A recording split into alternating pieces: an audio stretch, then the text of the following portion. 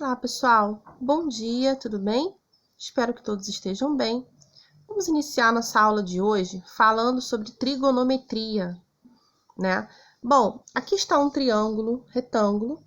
Vocês já estão bem cansados de ver o triângulo retângulo, né? Já vimos bastante.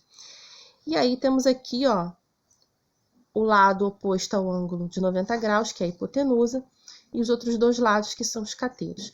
Hoje nós vamos estudar algumas coisas que podemos falar a respeito dos outros ângulos que compõem o triângulo retângulo, que estão do outro lado. Usei esse ângulo alfa aqui nessa posição, por exemplo, e poderia estar aqui também, certo? Podemos falar sobre seno, cosseno e tangente, basicamente o assunto da aula de hoje. O que é o seno de um ângulo? O seno de um ângulo será sempre o cateto que está de frente para ele, oposto, dividido pela hipotenusa. Quem é o cosseno de um ângulo?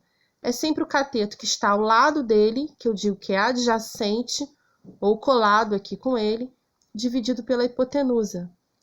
Quem é a tangente de um ângulo?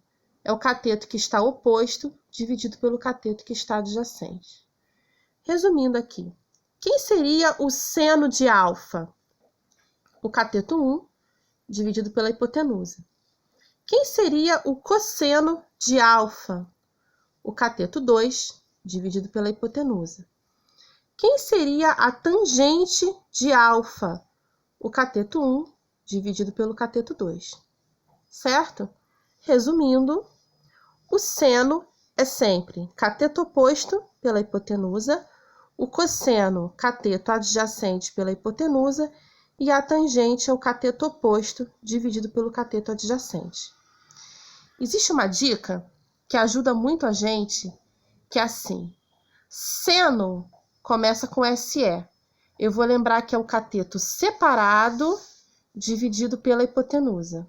Veja, cateto separado dividido pela hipotenusa. O cosseno começa com CO, de colado, portanto é o cateto colado dividido pela hipotenusa.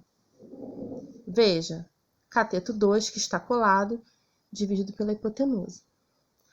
A tangente é o seno dividido pelo cosseno. Portanto, é o cateto que está separado, dividido pelo cateto que está colado. Cateto separado, dividido pelo cateto colado. E eu também posso usar os valores do seno e cosseno. Tá bem? Agora, vamos ver a tabelinha aqui, vou fazer no próximo vídeo, a respeito dos ângulos notáveis do seno, cosseno e a tangente. Tá bem?